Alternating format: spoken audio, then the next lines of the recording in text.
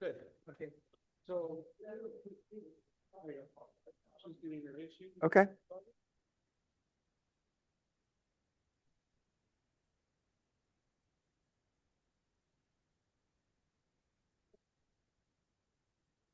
We ready to start? We're ready. Okay, then, a few housekeeping announcements. Please hold all questions to the end, those of you on Zoom. And we will also, on the Zoom, we'll have the questions in the chat, and then I'll repeat those for the people in Colstead Hall. In Colstead Hall, it helps to repeat any questions from the audience. In the case of technical issue for our participants on Zoom, try just logging off and logging back on again, as that seems to work frequently. Make sure your video and audio is off if as a Zoom participant. The session is recorded, and then there'll be an announcement later when that session is available. So it's the same Zoom meeting for every one of our sessions each week, so be sure to find that email again in the future when you need it. Okay, we're ready to start. Thank you. Thank you, everyone. Thank you, Rick. My name is Diane Allen, and I am filling in for Tom Finger as our announcer today, introducer. But I also want to thank not only Rick, but Scott, Eric, and Bill, who are working on our audio and visual today. Thank you for being here, all of those of you who are here who are present, and those who are online. This is the first of two focused on the state and role of alliances in the global order that Trump has disrupted. The second, on March 22nd, will look at Asian alliances. We're delighted to welcome tonight's speaker, Professor James Goldgeier. Jim is a professor in the School of International Service at American University in DC and a research affiliate at Stanford Center for International Security and Cooperation. Jim earned his MA and PhD at Berkeley after graduating from Harvard. Yay, Berkeley. Oh, yeah. Among his many other positions and accomplishments, he was a member of the Secretary of State's International Security Advisory Board and served as director for Russian, Ukrainian, and Eurasian affairs at the National Security Council. Jim has written extensively on European security, U.S. foreign policy, and international relations. We will continue Tom Finger's practice of minimizing introductions to allow him as much time as possible for substance. Jim will speak for about 50 minutes before opening the floor and Zoom to questions.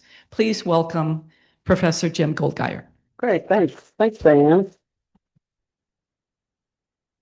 Thank you, Diane. I appreciate it. Thanks to everybody who is responsible for organizing these. And I will not be speaking for 50 minutes, but I will speak for some amount of time just to give you some context, and then hopefully we can have a discussion. I appreciate that you remain interested in the Russia-Ukraine war, which is has been a major, it's been a war since 2014, and the full-scale invasion has made it the largest conflict in Europe since the Second World War.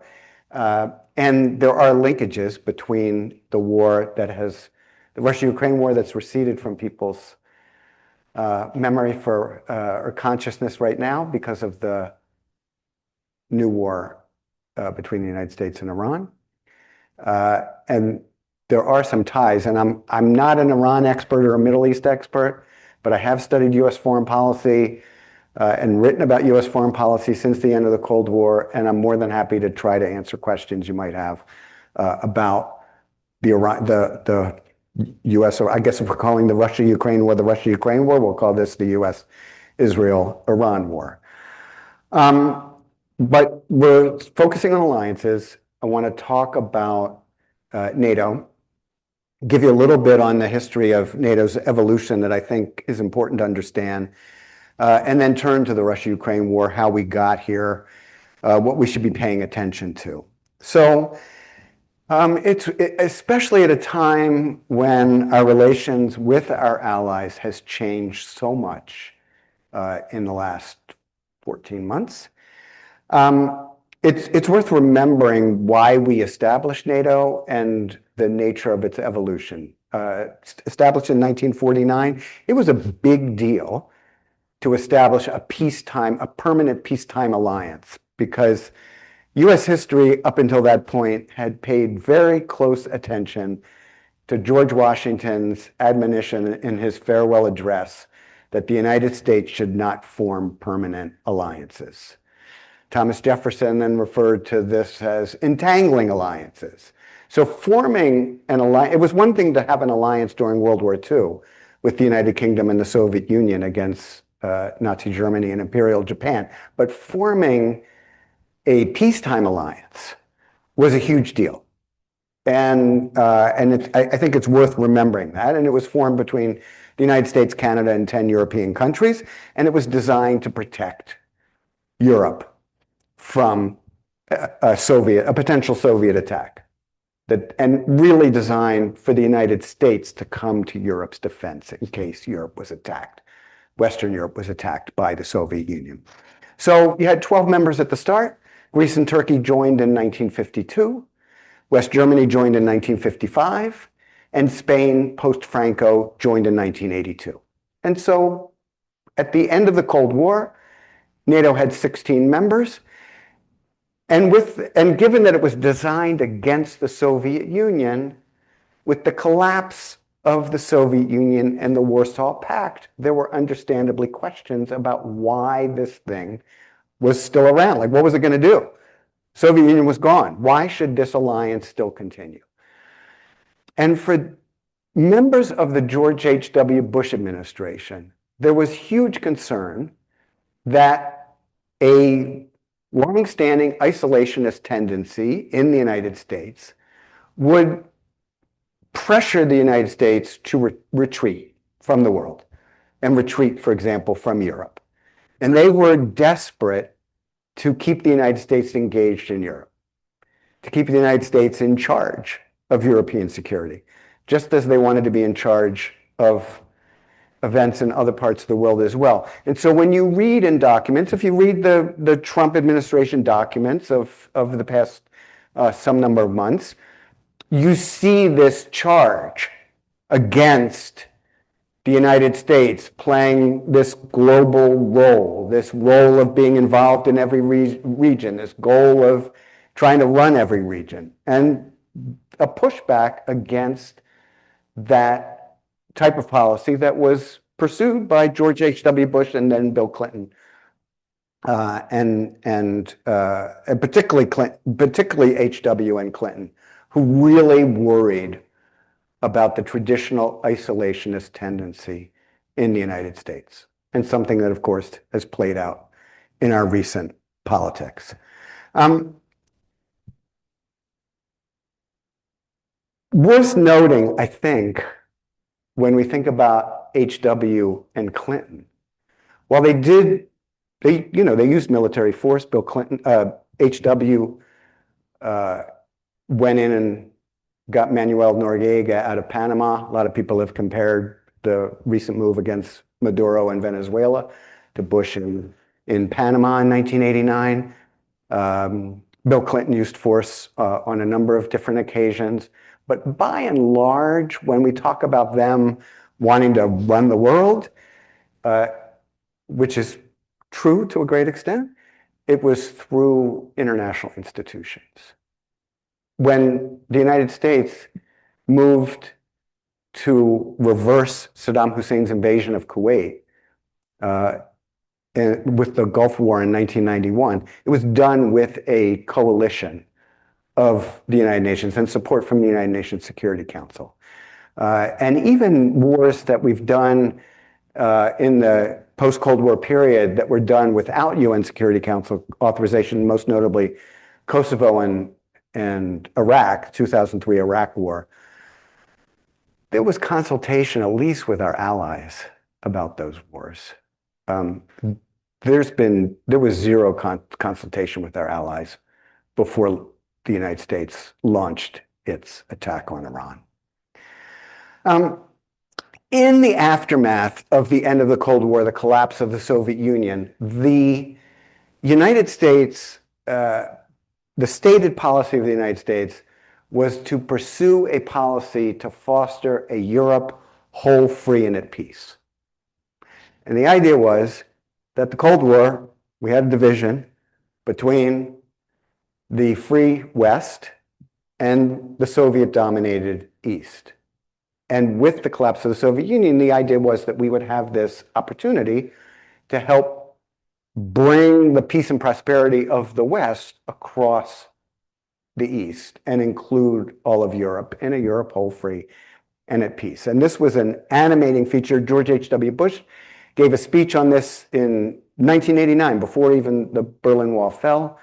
And it was something that was picked up by the Bill Clinton administration. And particularly in the 1990s, the idea was that particularly from H.W. Bush, was that the lesson of the 20th century, I would say, boiled down very simply into post-1919 bad, post-1945 good, which was World War I ended, the United States retreated from the world, traditional isolationist tendency, and 2 decades later, World War II broke out. And the United States stayed after World War II and helped ensure peace and prosperity in Western Europe. And the idea that the H.W. administration had was, and then the Clinton administration, we should try to do for Europe's East what we did for Europe's West, that this would be in U.S. interests, that we create a zone of peace and prosperity.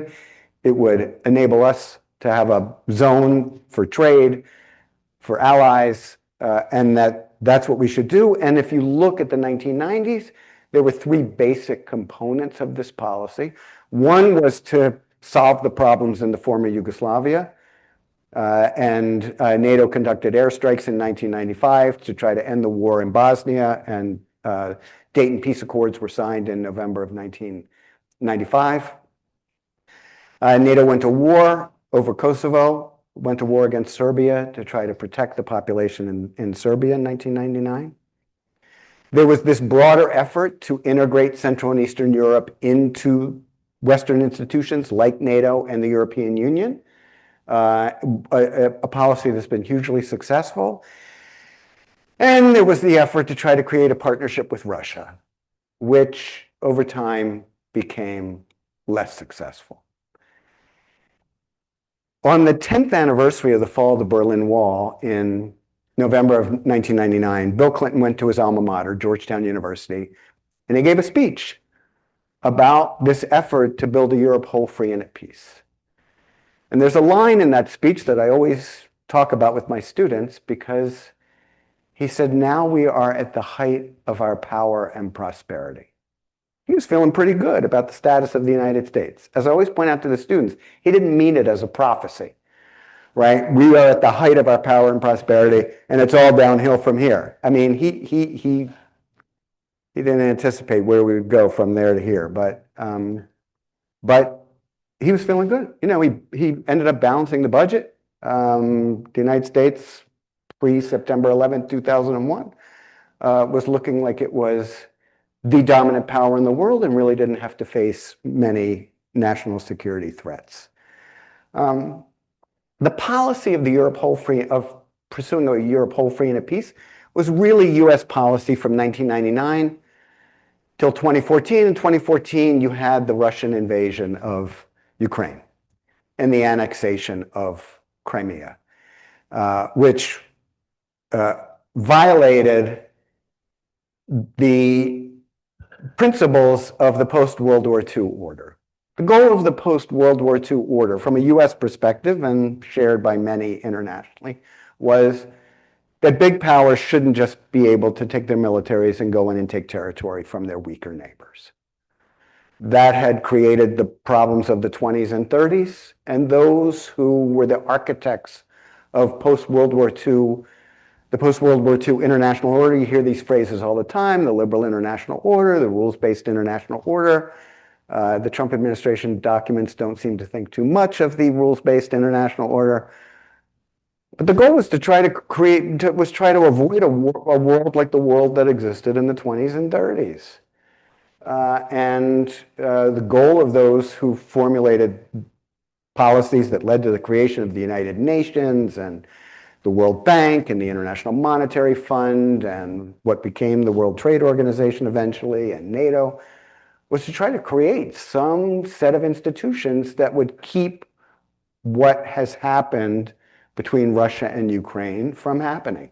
This is why the international community supported the US effort to get Saddam Hussein out of Kuwait, because he took his military, marched into Kuwait, said it was his, and George H.W. Bush said, you can't do that.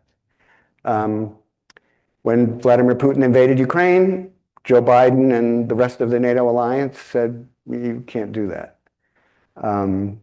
It's a lot harder. It's going to be a lot harder going forward for the United States to take that kind of position, given some of the things it's done recently, and we can certainly talk about that.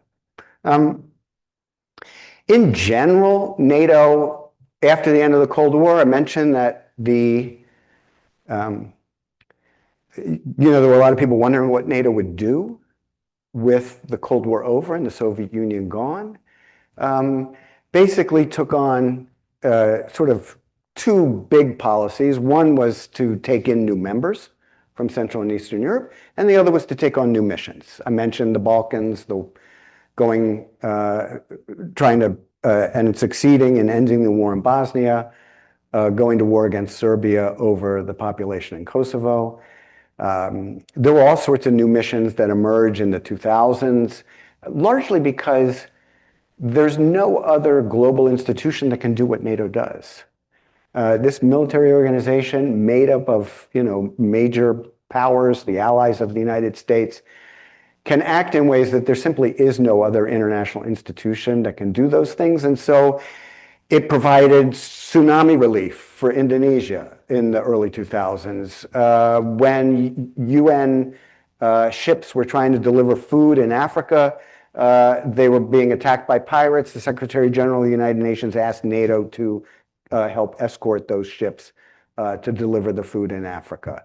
When Muammar Gaddafi was threatening to wipe out the population of Benghazi in Libya in 2011, the UN Security Council did authorize that mission, NATO mission, against the government of Libya, which led to the regime change in Libya. I mean, all these things, these different missions, the mission in Afghanistan, the stabilization mission, all these things were done because there's no other institution that can do what NATO does.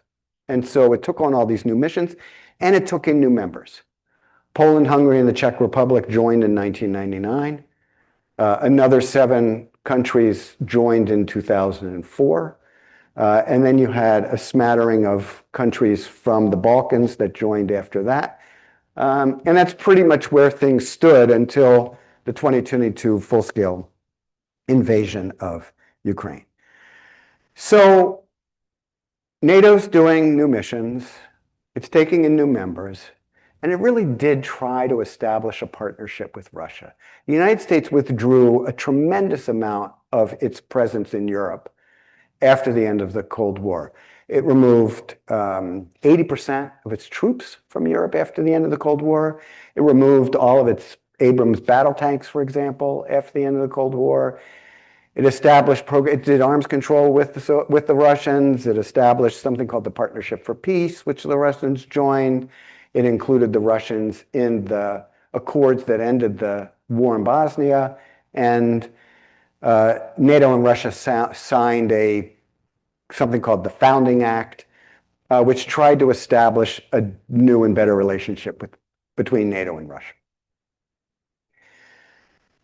Meanwhile, on the Russian side, Vladimir Putin became acting president on December 31st, 1999. He won his first election in March of 2000. As you know, he remains president in March of 2026. And he is likely to remain president for some years to come. Putin has a lot of grievances. He's a very angry man. He's not the only world leader who seems to have a lot of grievances. Putin's grievances are, first of all, very mad at Vladimir Lenin, Why would he be mad at Lenin? Lenin, in the creation of the Soviet Union, created the Ukrainian Soviet Socialist Republic, what becomes an independent Ukraine in December of 1991. So Putin complains all the time that Lenin created this artificial entity called Ukraine. So he's mad at the first Soviet leader. He's mad at the last Soviet leader, Mikhail Gorbachev, because the Soviet Union fell apart under Gorbachev and Ukraine declared its independence in December of 1991. So he's mad at those two guys. He's mad at all sorts of things the United States has done. He's angry about the fact that NATO has taken on all these new members, but it's not just that. He was angry about the war against Serbia over Kosovo in 1999. He was angry that the United States, under the George W. Bush administration, unilaterally withdrew from the anti-ballistic missile treaty that prevented missile defense. He was angry that the United States went to war in Iraq in 2003 without UN Security Council authorization. For the Russians, this is a big deal because one of their aspects of being a great power is that they have permanent membership on the UN Security Council. They have a veto at the UN. Well, if you don't go through the UN, the veto doesn't make any difference. So he was angry about that. He was angry at the color revolutions that broke out in places like Ukraine and Georgia in the early 2000s. He blamed the United States for that. He was angry, even though Russia abstained in 2011 and allowed the UN Security Council resolution to pass that enabled NATO's attack on Libya. He was angry that there was regime change and that Muammar Gaddafi was killed. So Russia's status was diminishing. Ukraine was moving closer to the West. Ukraine was moving closer to the West because of Vladimir Putin. Ukraine was really trying to play a balancing game between the West and Russia. Ukraine wanted to have closer relations with the West, but they also knew they were close to Russia. They neighbor Russia. And so they didn't want to antagonize Russia. After Putin invaded Ukraine in 2014, the Ukrainians at that point, previously they had not been interested in joining NATO. They were interested in joining the European Union. But after he invaded in 2014, they quickly decided that it would be best if they could become a member of NATO to try to get protection against the Russians. The problem is Putin believes that Ukraine belongs to Russia. He sees this as one, he talks about Russians and Ukrainians as one people, although you wouldn't normally do to your brothers and sisters what he's been doing to the Ukrainians, but he has believed this. And, his comment about Ukraine becoming independent when the Soviet Union collapsed was Russia was robbed. This belongs to Russia. It should be controlled by Russia. In general, he wants to overturn this whole enterprise that has developed since the end of the Cold War, with the United States basically leading in Europe and bringing countries into NATO, countries coming into the European Union. Putin would love to undo that. Something that previous US presidents were not supportive of. Now, the question now is, does he have a president of the United States whose views align more closely with his? And we can talk about that. But he wants to undo that post-Cold War settlement. And he launched the full-scale invasion of Ukraine in February of 2022. So 4 years ago, he launched the full-scale invasion, the goal of which was to replace the regime in Kyiv, to establish a new government that would be his puppet government, and to establish control over the country. And in response, the Biden administration led an effort with the European allies and other allies as well. You'll be talking about the Asia allies next time. Countries like South Korea and Japan were extremely supportive of the effort to support Ukraine. And you can ask your speaker next week about the linkages because, they are nervous about a potential Chinese attack on Taiwan. And so they didn't want to see the Russian invasion of Ukraine succeed. And South Koreans, for example, have a lot of munitions, thanks to us, and have provided support for the Ukrainians. The United States put sanctions on Russia. And those sanctions have gotten tougher and tougher over time, although today there was an announcement that the United States might undo some of the sanctions on Russian oil so that our gas prices don't go up as high as they otherwise will. They're going to go up, by the way. I filled up my, last Saturday after the attack, Sunday, I went out, my car didn't need to be filled up, I filled up my car. Yeah, it's not going to be good. Big change within the map of Europe. Finland and Sweden joined NATO after the Russian full-scale invasion. I mean, this was really astonishing given the history of Finland and Sweden. These are two countries that really had prided themselves on their neutrality. They were supportive of the West, and they worked a lot with NATO, and they were partners of NATO, but they never had any intention of joining an alliance, joining NATO. And then with the Putin full-scale invasion, they thought, you know what, maybe we should get into NATO. And so they joined. Worth noting, I mean, the Russian casualties in this war are absolutely staggering. The Russian casualties, if you account for the killed, the missing, and the wounded, it's over 1 million in the last 4 years. The casualty rate in December of 2025 was 35,000 a month on the Russian side. I mean, it's astounding. And of course, the Ukrainians have suffered hundreds of thousands of casualties and have endured so much. The challenge right now, we've seen a lot of talk about a potential peace deal. As you remember, the president promised during the election campaign that he could solve this within 24 hours, which has come and gone. And he has had his friend Steve Witkoff and his son-in-law Jared Kushner negotiating with the Russians and the Ukrainians to try to create a peace deal. But it remains elusive in large part because Putin has yet to change or has yet to move off of his maximalist objectives. So what are Putin's objectives, and what would cause any of them to change? First of all, he wants a new government in Kyiv. They keep saying this. His foreign minister, Sergei Lavrov, keeps saying this. We need denazification in Ukraine. That means that government has to go. President Zelensky has to go. We need a new government. They want a government that's friendly to the Russians.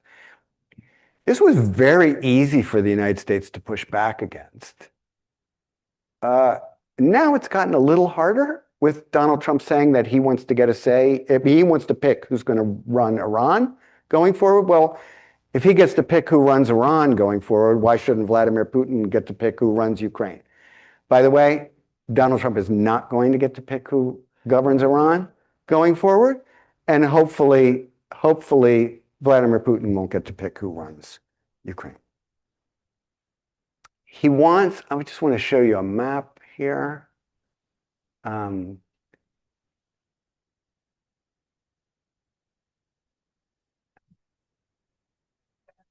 Okay. So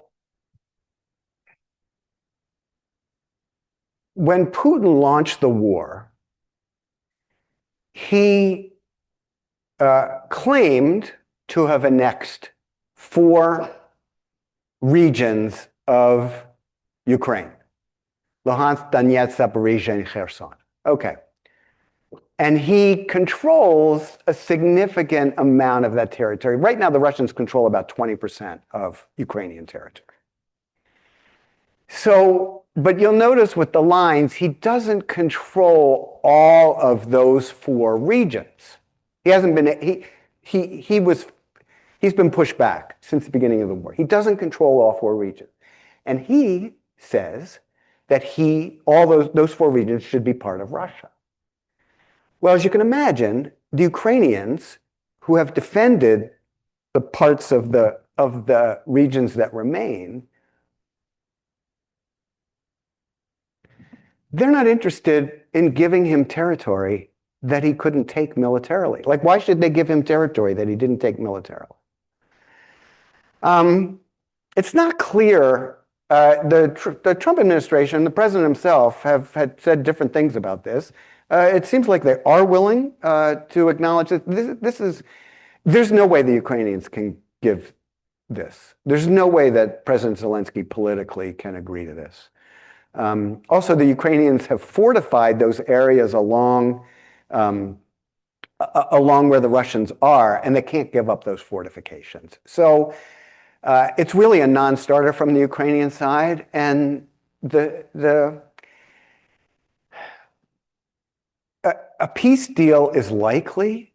I don't actually see how a peace deal would not have the Russians still in control of the Ukrainian territory that they have occupied, but a deal should not give them additional territory. And what's going to happen in a peace deal that Ukraine would be able to accept is because Zelensky may have no choice. I mean, he's not going to get that territory back. But he can accept Russian control without recognizing legally that that territory belongs to Russia. We did this during the Cold War with Estonia, Latvia, and Lithuania. The Soviet Union incorporated Estonia, Latvia, and Lithuania in 1940. The United States never recognized those three Baltic republics as formally part of the Soviet Union. We didn't do anything to prevent it. We accepted that situation, but not legally. We didn't accept it legally. And that's what the Ukrainians would do in this case. They would accept that they can't do anything about it right now, but they wouldn't give up. It's their territory, so they wouldn't recognize it legally. There are people who are saying, just recognize this legally, that, you know, this is what's going to help end the war. And I saw an article recently in the Journal of Foreign Affairs that stated that the non-recognition of the Baltic incorporation in the Soviet Union made no difference, and that couldn't be further from the truth. Because those three republics, Estonia, Latvia, and Lithuania, which are now in both NATO and the European Union, were treated by both the West and Russia as different because they'd never been legally recognized as part of the Soviet Union by the West. And we should do the same with Russian-controlled territory. If it's part of a peace deal, if it leads to a ceasefire, you know, we're not going to go to war to get that territory back. Ukraine's not going to go to war to get that territory back. But they shouldn't have to recognize legally that Russia took their territory. Okay.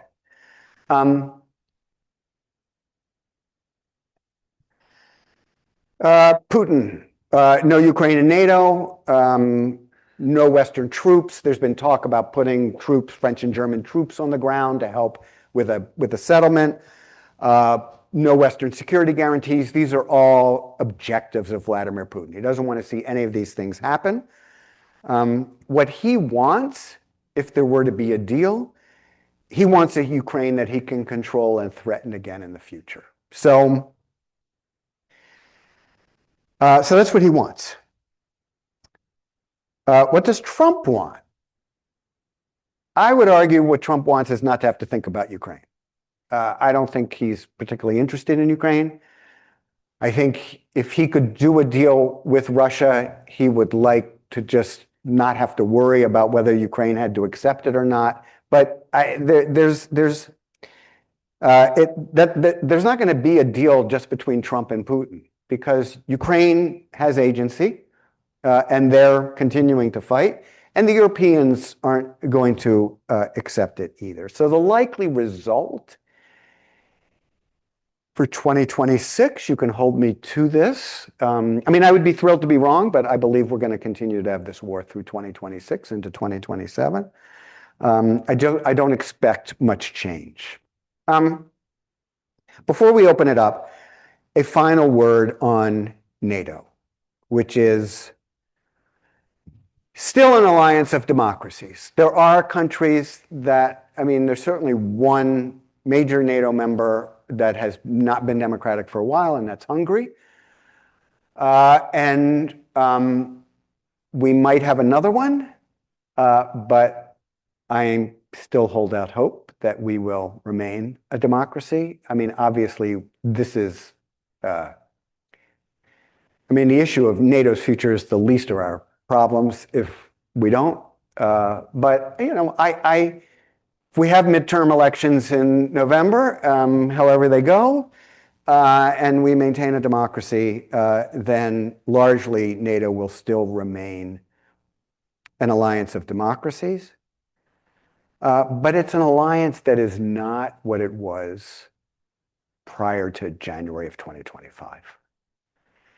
And I've been having a lot of discussions with people about this. There are a lot of people who don't agree with me, but here's why I argue this.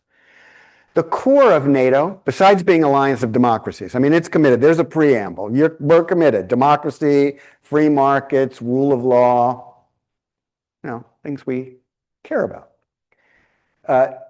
The core of that is Article 5 of the NATO Treaty. Article 5 is the collective defense provision. An attack on one member shall be considered an attack on all. A lot of people say, oh, it's not ironclad. You don't actually have to go defend these countries. Yes, the reason for that is that in 1949, to get Senate ratification of the NATO treaty, there was no way to commit the United States ahead of time to intervening militarily somewhere because the Senate was part of a body called the Congress that holds the power to declare war under the United States Constitution. And in 1949, I mean, it's quaint now, but in 1949, this was believed to still be important. The United States the US Congress had declared war previously for major wars. You want to do something? Okay. All right. In 1917, Woodrow Wilson went to the Congress to ask for a declaration of war for the United States to intervene in World War I. The United States had declared war in 1812. Congress had declared war in 1812. Congress had declared war in 1898. The United States went to war with Spain. And Wilson believed he needed to make a case before Congress and declare war. And in fact, in world, I mentioned before about the whole issue in 49 of a permanent alliance. The United States was an associated power in World War I, not an allied power, because it was still this, belief from George Washington that we shouldn't be in an alliance. The Congress declared war after the Japanese attack on Pearl Harbor in December of 1941, and then after Nazi Germany declared war on the United States, also declared war on Nazi Germany, and there were a couple declarations in 1942 as well with other countries that were part of the Axis powers. So that's why when people say, oh, it's not an ironclad commitment, oh my gosh, it drives me crazy. Because the NATO countries up until today have believed that they are in a collective defense organization. It's written to not be ironclad because of the US Constitution and the congressional power to declare war. If people knew that the United States Congress wasn't involved in any declaration of war, or that presidents could just ignore the Constitution, maybe we would have had a different language in 1949, but that's the language we had so that the Senate would ratify the treaty. But all presidents until today have believed in Article 5, that we were in this together with this alliance, and that if a member was attacked, that we would be there with the other members of the alliance. Article 5 has only been invoked once, and that was on September 12th of 2001, and it was invoked by our allies in support of us. We haven't had to invoke it. Ukraine is not a NATO member, so there was no need for an Article 5 to support Ukraine. But in my view, the reason I say that NATO is a different institution today than it was previously is because I don't believe Donald Trump would defend any member of NATO. So I don't believe Article 5 still holds. If you want to name me a country, I have this argument with specialists on Europe all the time, and I had one recently on a podcast I did, and he's like, oh, come on, of course he would come to the defense of Estonia. I'm like, what does he care about Estonia? I mean, come on. So that's different. It's a different institution. And I think it's a weaker institution. And I think up until the past week, he would have told you that he didn't really care about allies, he didn't need allies, and allies were just a drain on the United States. Now he seems to need allies. All of a sudden, he needs friends. And I would just close with this. The reason we have NATO, the reason we have the alliances you're going to talk about next week, it's better to be in a world where you have friends than in a world where you don't. I mean, you know, that's how we live our lives. And that's how we should conduct our foreign policy. The huge advantage the United States has over countries like China and Russia is that we've got friends. We have allies who have been there for us in a lot of times when they didn't necessarily want to be involved in our military activities. The Danish, for example, suffered quite a few casualties during the war in Afghanistan, which is why, for example, telling Denmark that you want to annex Greenland is not a very nice thing to do to your allies. So we are in a different world. NATO as an alliance, I mean, it can still continue to exist, but it's not the same as it was. And with respect to the war, I don't see any real possibility that this war is going to end anytime soon, because I don't see Putin moving off of his maximal objectives, and I don't see Donald Trump putting the pressure on Putin to try to cause him to move off those maximum objectives. And so I think we are in a world where NATO is not the institution it was. The Russia-Ukraine war will continue. And now we have a new war to focus on that has really only just begun, and the implications of which we don't really know the number of different consequences that the war with Iran will have. But I'm happy to talk about that as well as these issues that I've just discussed. So thanks for listening, and I look forward to the conversation.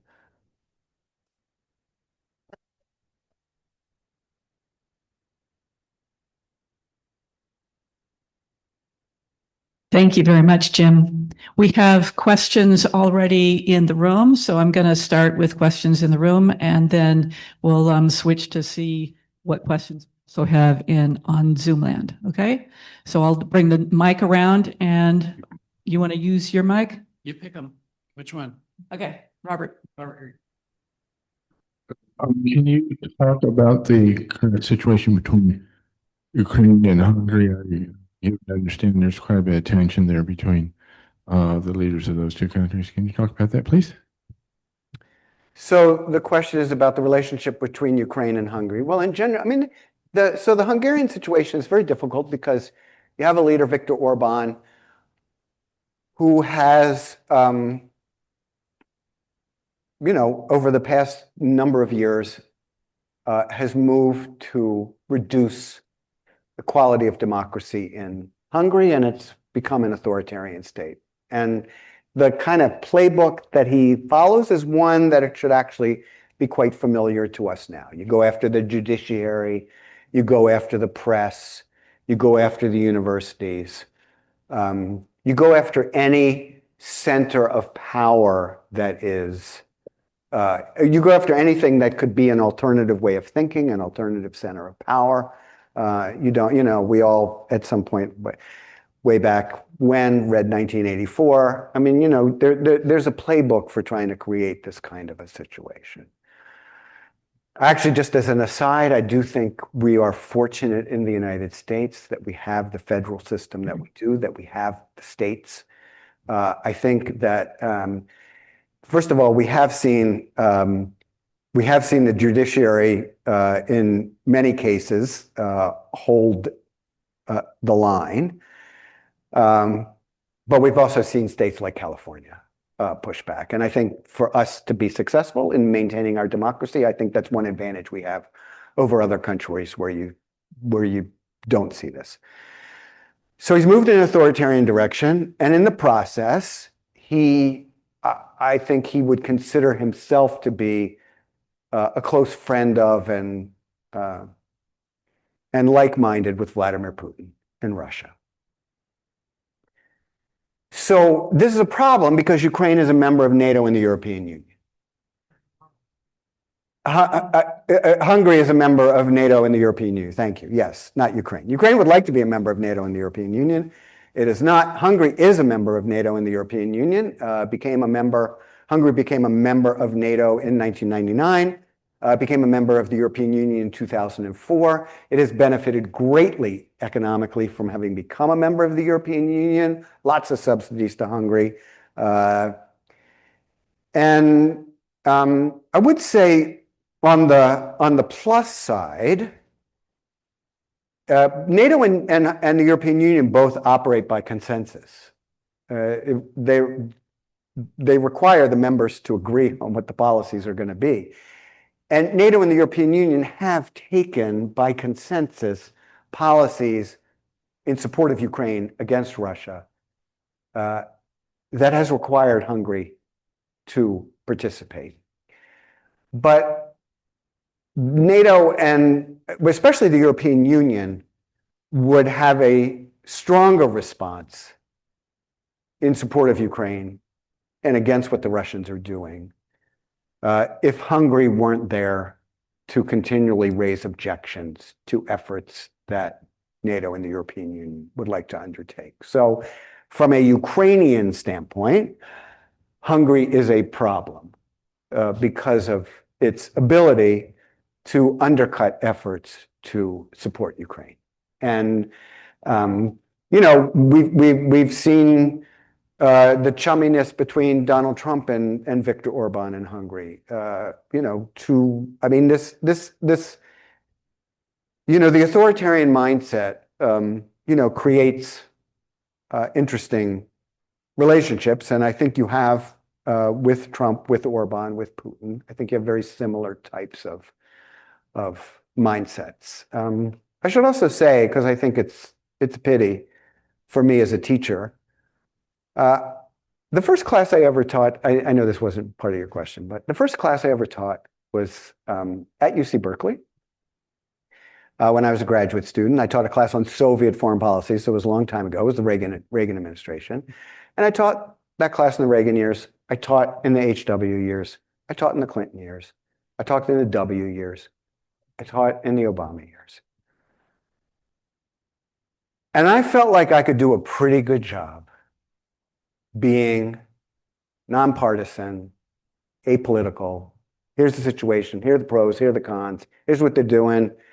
Here's how this might work out. Here's probably why this might not work out.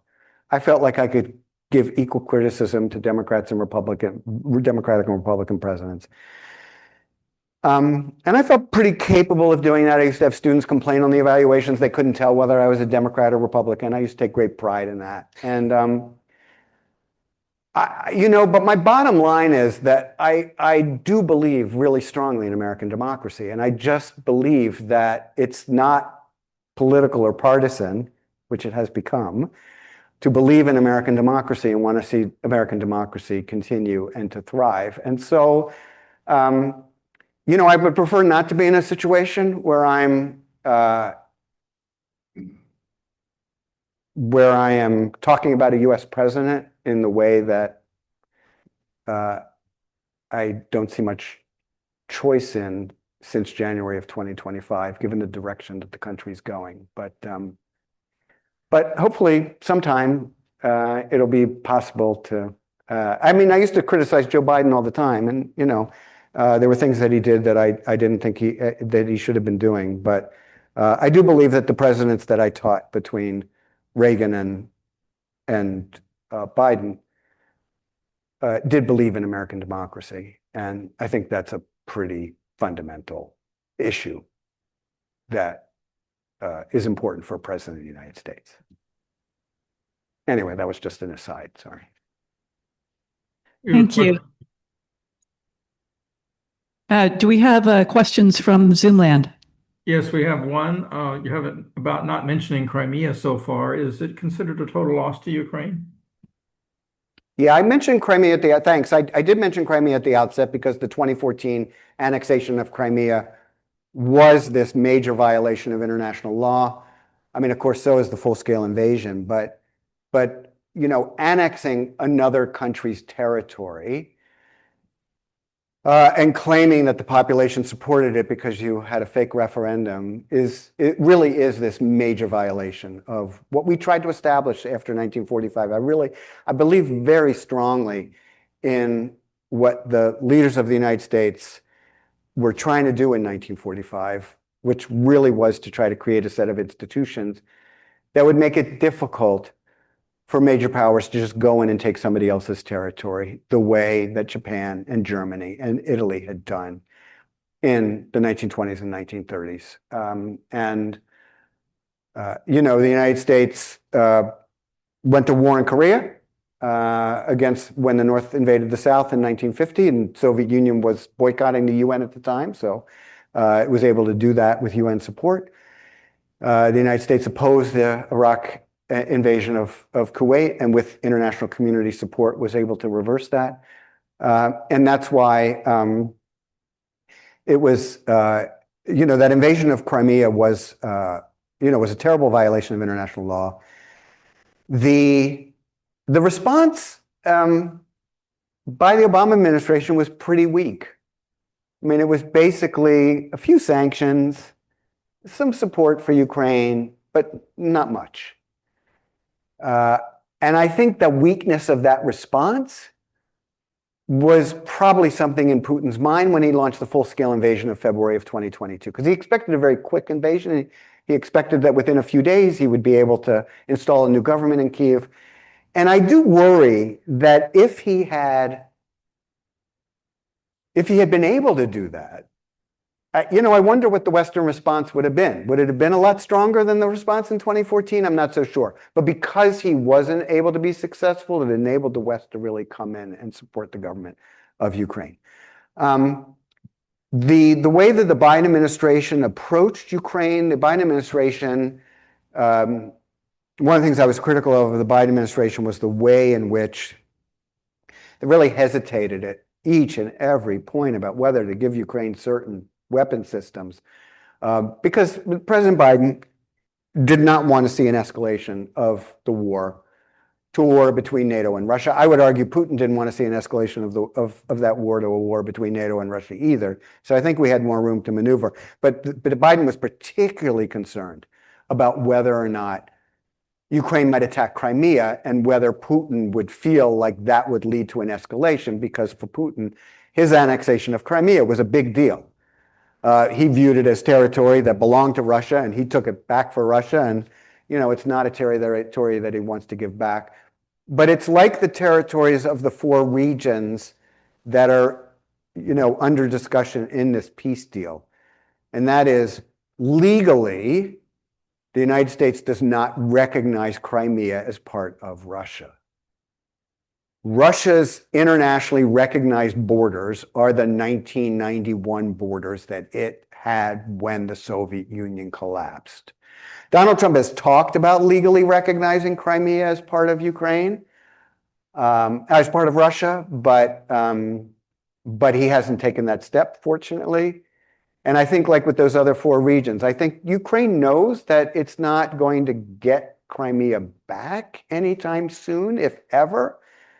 But there's a difference between not going to war over trying to get Crimea back and not accepting it as legally part of the Russian Federation. You could just say, okay, can't do anything about it now, maybe down the road, different Russian government, something to negotiate, probably not, but still.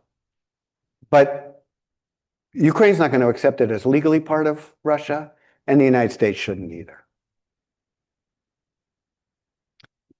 We have more questions here in the room. Jean? Probably just simple, but your map, I'm sorry, the map that you had up, is all that, those regions you're talking about, I think they're all in red or something. Are those the ones that you're saying that they're fully controlled by Russia now, or No, so if you see, so these regions, so these are the four, Right. right? And the Russians occupy these red parts. But you can see the borders of these regions go beyond what the Russians occupy, right? So there's Oh. Zaporizhia, there's parts that Russia doesn't occupy. Kherson, Russia doesn't occupy part. oh, I see. So Russia doesn't, but the Russian goal is to get a peace deal that recognizes all four of those as belonging to Russia. But that's quite a big portion of those. Yeah, the Ukrainians have pushed, I mean, in the beginning of the Russians control, I don't have a map here of what the Russians controlled in 2022. The Russians controlled a lot more of Ukraine than they do now. Hmm. I think it was like maybe 37%. It's back to it's 20% now. So they controlled much more. They were pushed back. You know, they're now, you know, there's not much movement in the line now. But you know, when Putin proclaimed that these four regions were part of Russia and said we've annexed them, he didn't control all the territory. He just said they're ours. And he wants this recognized by a peace deal, which is something that, I mean, again, Ukraine cannot do, they can't do it. They've got fortifications set up. It would be unimaginable. You've seen reports since 2022 of what the Russians do in these Russian occupied territories, what they do to the populations. I mean, it's horrific. You can't be a Ukrainian government and say, yeah, sure, you didn't win it militarily, we'll just give it to you as part of a deal. There's no way. There's no way Vladimir Zelensky would remain president of Russia if he did that, president of Ukraine if he did that. And why should we go along with it? I mean, I'm sorry, but Putin shouldn't have taken the territory he did, but we definitely shouldn't be giving him territory he didn't take. I mean, that would be bad.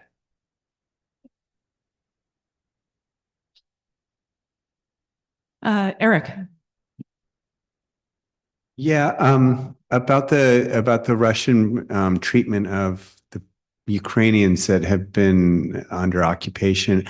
The orphans keeps coming up. Could you clarify or speak a little bit more about the plight of the orphans? I don't even know. So the plight of the orphans. So, you know, one of the things that I get into a lot of debates about is what caused the war. And there are a lot of people who will argue, oh, this is all NATO's fault. NATO enlarged across Central and Eastern Europe, and NATO had this partnership with Ukraine, and if it weren't for that, the Russians wouldn't have felt compelled to attack Ukraine. I actually don't think, there's no evidence that Russia saw NATO's move across Europe as a security threat. In fact, the Russian military in the 1990s argued that NATO, by taking in a lot more members and having to defend exposed areas, was actually weakening itself rather than strengthening itself. It has been a status issue for the Russians. You know, they were the other superpower during the Cold War. And then the Soviet Union collapsed, and then Russia was much less of a power afterwards. And it grates on them that NATO still exists. The Warsaw Pact disappeared. Why should NATO exist, and why should it have gotten bigger? So there is the status issue, but I think even more important, and the more important cause of the war, is Putin's imperial beliefs, that he has these beliefs that Ukraine belongs to Russia. Shouldn't have a separate language, shouldn't have a separate church, shouldn't have a separate culture. It should be part of Russia.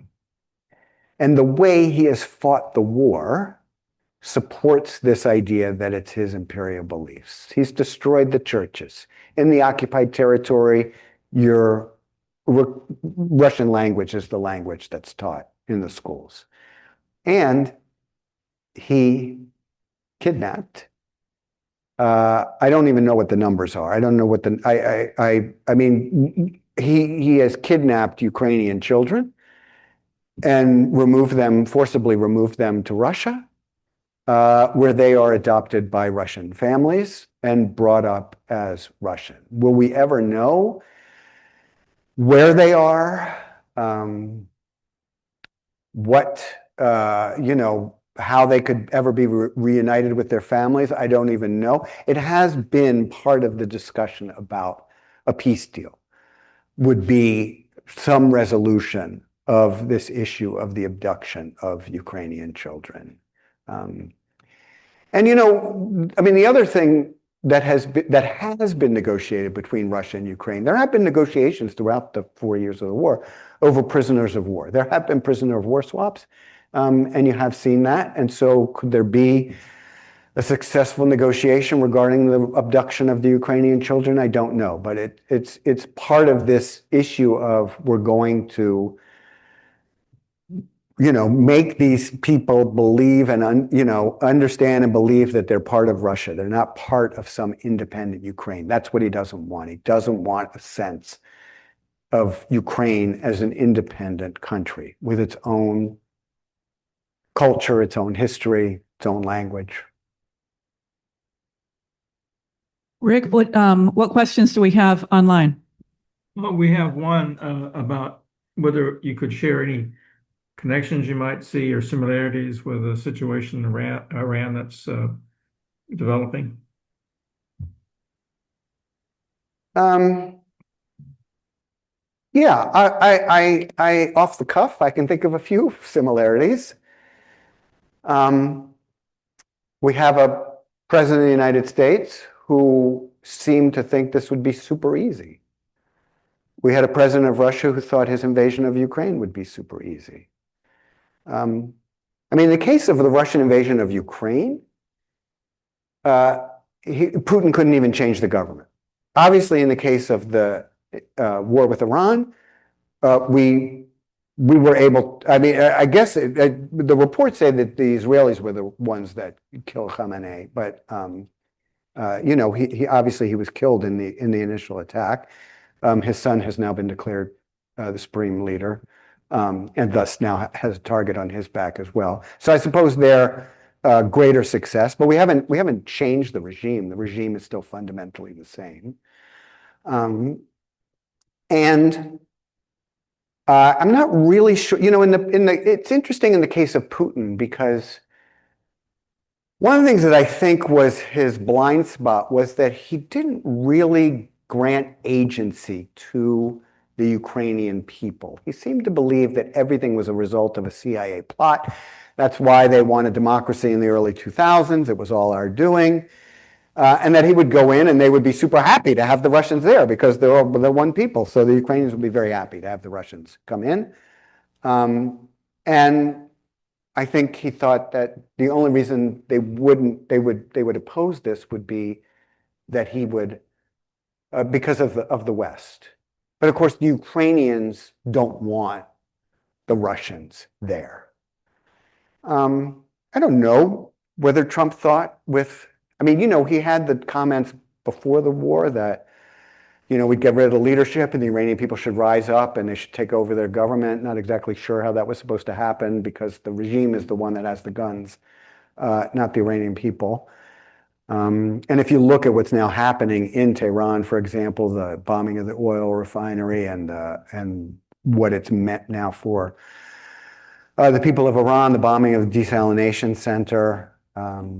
This is a situation that is it's unclear what the objectives are. It's unclear where this is going.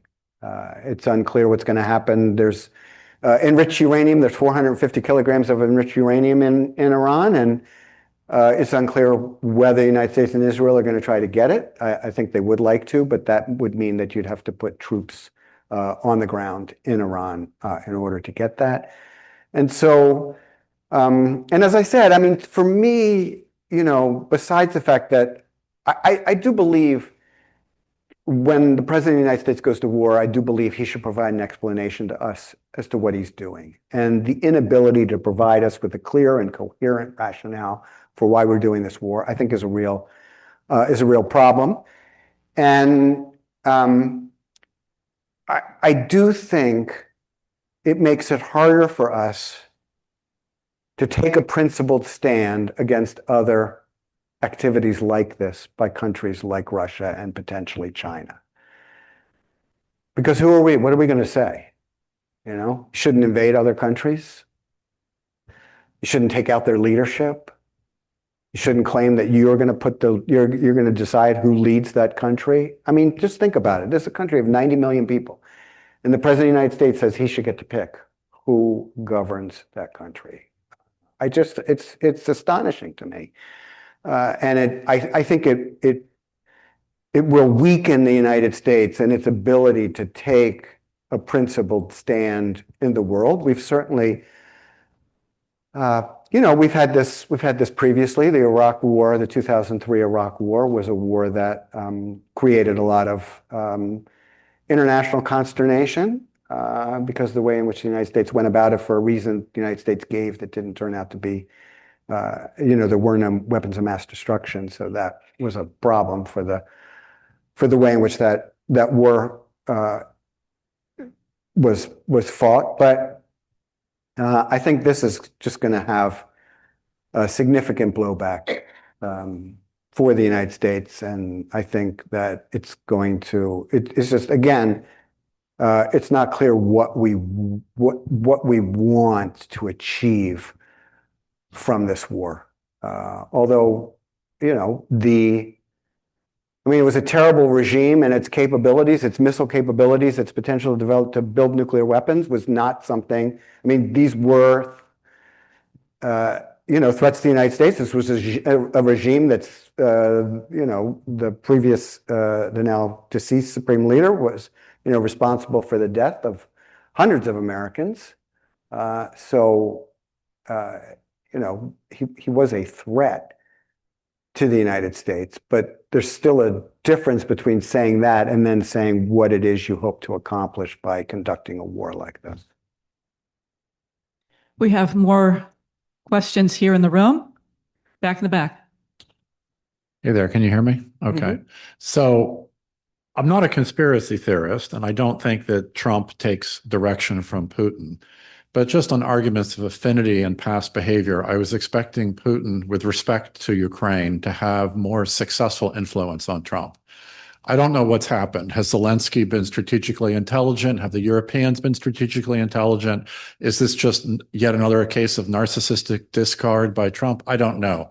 Do you have any insight into why Putin has been so ineffective at taking advantage of some of the predilections within Trump 2.0 to favor him?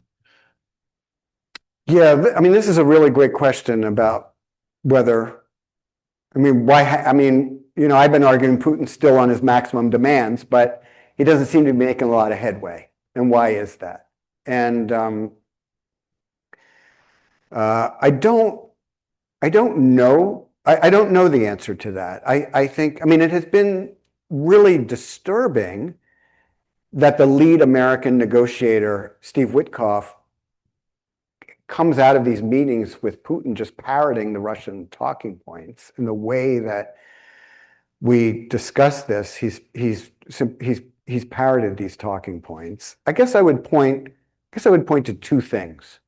So one, I do think Trump does not want to look weak. He has a thing for Putin. There's no question that he does. And I know people who worked in Trump 1, and they say, he has a real affinity for Vladimir Putin. He wants Putin's approval. He wants, he admires Putin, the strong man. There's some weird thing going on there. But I don't think he wants to look weak. And so I think that's part of it. And I also think Zelensky has learned how to navigate this situation. Because, there was the famous Oval Office meeting last year where Zelensky was berated by Trump, by Vance. It was really a very unfortunate situation. And I think Zelensky learned from that. And what he's been good at is saying he wants a deal. He appreciates Trump's support for a deal. He is trying to position himself as the leader who wants a deal and trying to position Putin as the leader who doesn't want a deal. And since Putin doesn't really want a deal, it's kind of easy to make Putin seem like the guy who doesn't want a deal. I mean, if Putin could get everything he wants, then he would be happy, but that's not a deal.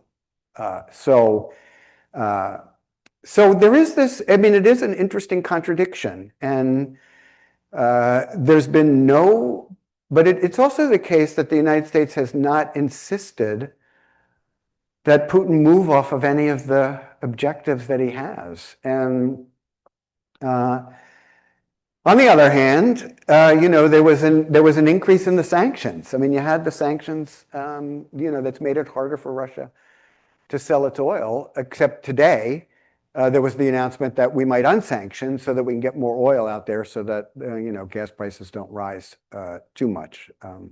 But I will admit that it is, I mean, it is a very interesting question why the relationship hasn't paid more benefits to Putin. I'd also suggest that Putin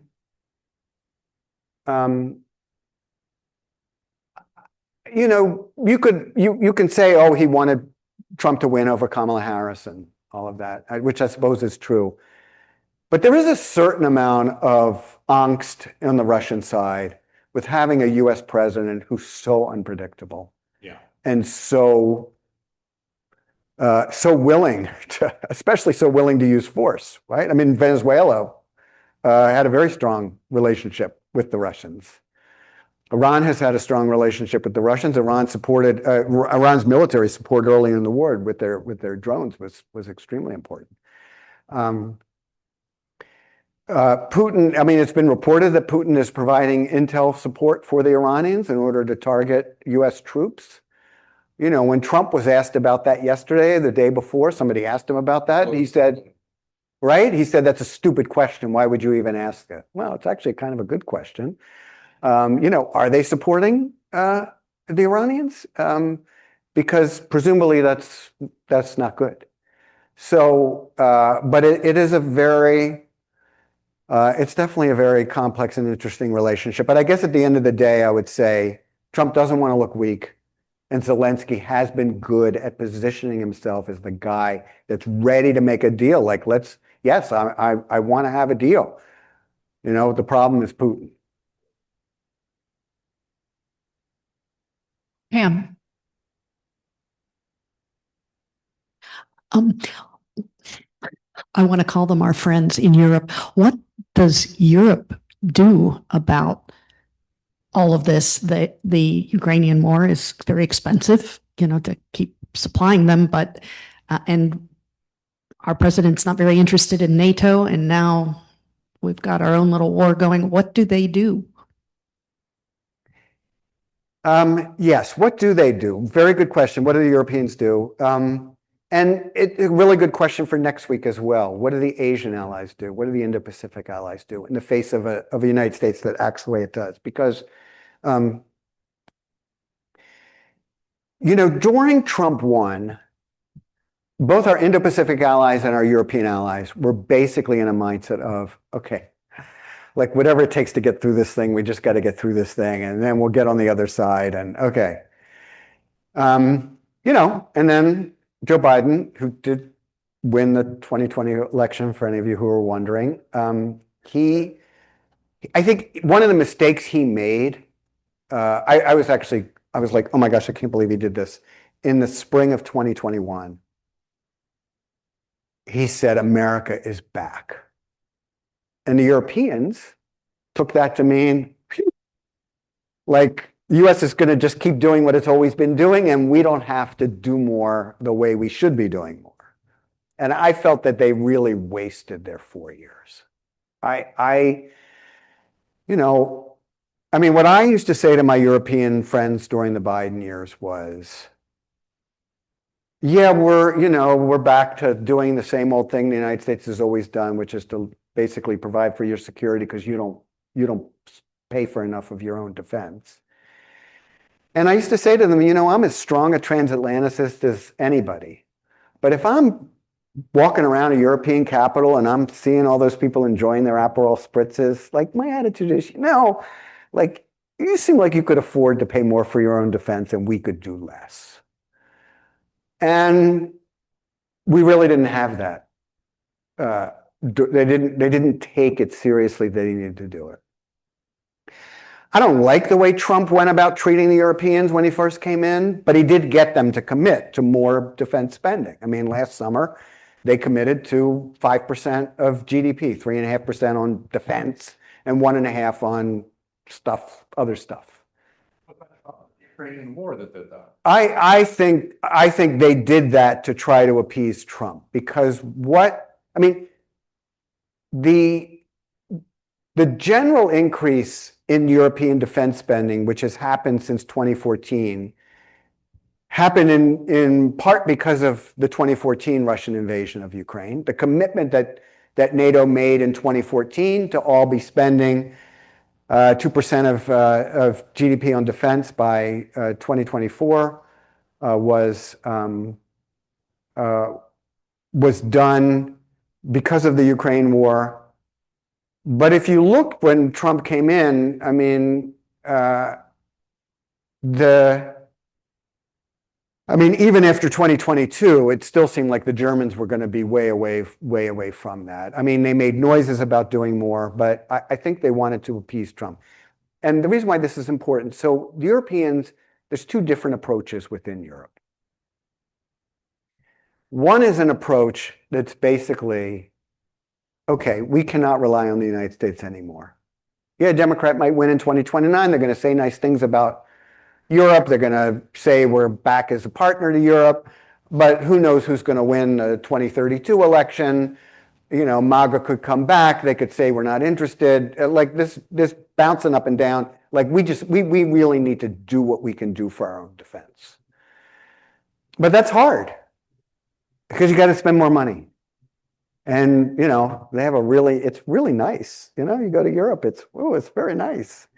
They provide for a lot for the populations, and they would have to make hard choices.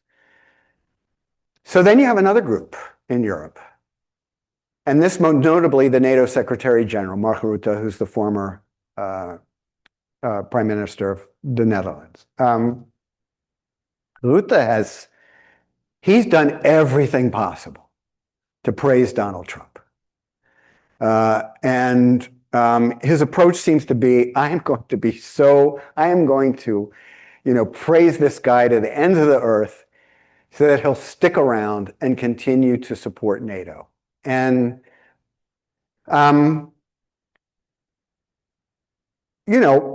it's not a crazy strategy. You're trying to get through this administration and still have this organization intact. But I don't think it's a realistic long-term strategy for NATO. I do think the European countries and the Canadians really do need to do more for their own defense. I think that it's important. And as I said, the United States has a lot of challenges in the world, and we shouldn't have to provide as much for Europe as we did historically.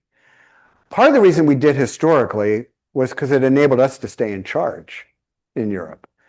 And if you don't do as much and the Europeans do more, and they say, well, we disagree with you, you can't just say, well, too bad, we're in charge. Because if they're doing more, we won't have the same say. But I think that should be okay. The reason I said it's an interesting question for next week's session as well is that my sense is that whereas there are quite a few people in Europe today who are saying we can't count on the United States anymore, we have got to find some way to build our own deterrence and defense against Russia and other threats that face us.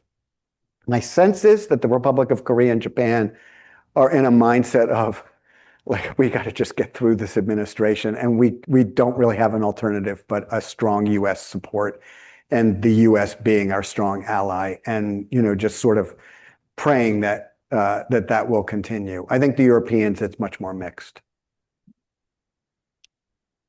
I see a number of hands still raised here. Rick, do you have also people on Zoom with questions? Yes, we have two questions that are both similar, having to do with Ukraine giving up their nuclear weapons and probably because of guarantees and what implications that might have for future promises in a peace treaty. So Ukraine, so in terms of giving up its nuclear weapons, so when the Soviet Union broke apart, there were 4 countries that had strategic nuclear weapons on their territory: Russia, Ukraine, Belarus, and Kazakhstan. 4 countries coming out of the Soviet Union. They all had strategic nuclear weapons on their territory. And it was particularly Secretary of State James Baker who pushed for Bush's HW Secretary of State, who pushed that Kazakhstan, Belarus, and Ukraine should give up their nuclear weapons and that they should send them to Russia. Because basically the Bush administration idea, the Baker administration idea was they didn't want a Yugoslavia with nukes. That's the line they used. You know, we saw what happened in Yugoslavia. Well, if these countries all they have nuclear weapons. Oh my gosh, like we had one country with nukes before. We should just have one when this is all over. And Russia's the country that'll have the nuclear weapons. And the Clinton administration pursued this and was able to get the nuclear weapons out of Kazakhstan, Belarus, and Ukraine. This was seen as a huge achievement. I was at the NSC in the beginning of June in 1996. I was working there.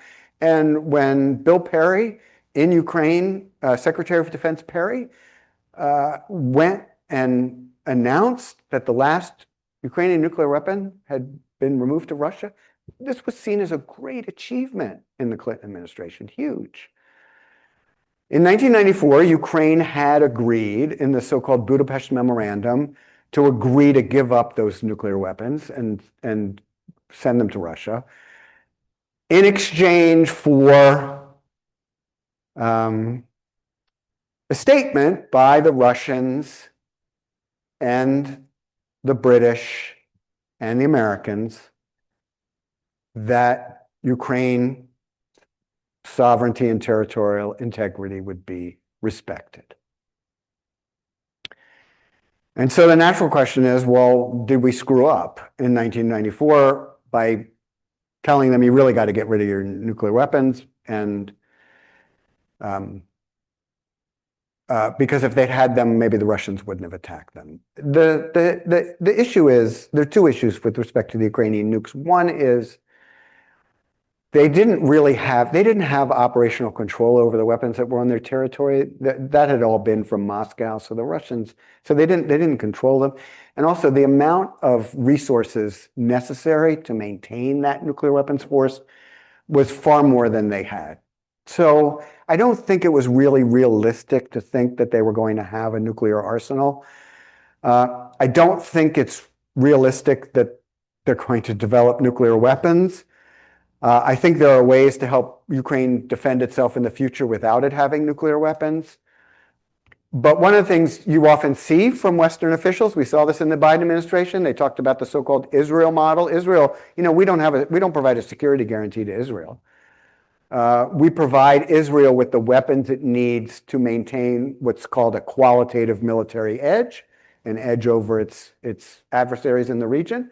And the idea the Biden administration was putting out was an Israel model. We're going to provide Ukraine with what it needs to have a qualitative military edge. That's what we should be focused on. Sometimes people call it the porcupine strategy, you just make it hard for Russia to invade. But I always used to point out to Biden folks, do you really want to call it the Israel model? Because Israel has nuclear weapons. Like, is that really what you want to use? Because the logical conclusion was Ukraine should have nuclear weapons, which is not what they wanted. And so I don't think it's going to. And I think there are other ways to help it secure itself. But it's certainly a debate. And I think the debate was enhanced by Bill Clinton, who was president in 1994 when this document was signed. Bill Clinton has said it was a mistake to have Ukraine give up its nuclear weapons. So that has added to this. Yes. If you want to just take the rest of the question, I know we only have a few minutes left, and I'm going to try to give as short an answer as I can so that we end on time. To what extent is Putin acting on his own versus acting on behalf of various groups within the Kremlin. And then you had one too. Well, I actually the same question. Well, how much is Trump? How much is Trump, the personality which is driving this, and how much is there actually a movement within the United States to change the relationship between America and the world, America and Europe? And same question with how much of it is a personality thing with Putin in Russia. And so when these two leaders are gone, how likely are we to see a continuation of the same sorts of? Okay, I'll take those two, okay? Yeah. So good questions, and I don't know that I'll have satisfactory answers, but they are great questions. And Putin, I think Putin really controls the Russian political system. Now, if he falls from power tomorrow, you could send me an email and said, boy, you really don't know anything, do you? But he really controls that system. And he's built that control over the last 26 years. And I think it's his beliefs. I mean, I think you saw this individual. He was very isolated during COVID. He had very little good information getting to him. We don't really know sort of what information he was operating on. He had these ideas that he needs to control Ukraine. And I think he was able to push that policy of that full-scale invasion by himself. I mean, obviously he had the people carry it out, but I think there are a lot of people who are scared of him for good reason. You may remember Mr. Prigozhin, who carried out the mutiny and moved into Russia and then ended that and cut a deal, and then seemed like everything was fine, and then he went up in an airplane and didn't land the way it was supposed to. So I think that you have, but the bigger issue that's important is the question as these beliefs about whether Ukraine belongs to Russia. How much is that a belief that's across the Russian elite, the Russian population? That, I think, is a pretty deep-seated belief. And so I think that is going to be a challenge, even if there's a different Russian. There will be, at some point, he won't be in power anymore. I mean, that's just a biological fact. But whether there are others, I think it would be easier. I think it would be easy for a leader who succeeded him to say this was all his fault, and we're gonna end this and try to create a different relationship with the West. That creates its own interesting dynamic with China that doesn't want to see Russia have a rapprochement with the West, and we're gonna, that's also a good question to ask for next week. In the remaining 60 seconds on Trump, I think Trump has successfully tapped into an isolationist sentiment in the United States, the sentiment that H.W. and Clinton worried about at the end of the Cold War. Pat Buchanan ran on this in 1992 against H.W. He ran for president again the next two cycles. I mean, but it was a small percentage, and the percentage clearly has grown. I think people opposed to what they saw as U.S. doing too much, the U.S., inequalities resulting, globalization not working for the United States, China taking advantage of the United States. But I think you have a majority population in the United States that understands that American engagement with the world benefits the United States, that trade benefits the United States. People understand now that tariffs are not great. I would just close by saying, I think people also understand that allies are important. And NATO remains popular among the population and on Capitol Hill.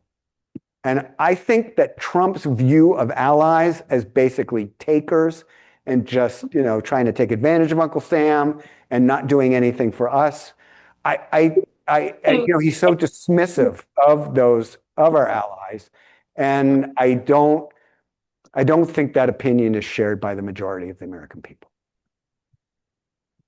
Thank you, Jim. We appreciate all of your wise comments and thank you for your answers to questions. This concludes our session. Our next session on March 15th will, so we have U.S.-Africa relations next week, and then the following week is when we go back to relations with Asia. So the speaker next week will be Ambassador Jendai Fraser. Ambassador Fraser is the author of the Africa Essay in the Great Decisions Workbook, and she will join us via Zoom. And Rick, do you have any closing remarks? Same Zoom link as you used this time for next week. That's all. And she's great, so you definitely want to hear her. Yeah, and we did record this night's session, I believe, and that recording will be up in a few days. So thank you very much. Thank you all. It's going to end here real quick when they shut it off. Thank you. This was great.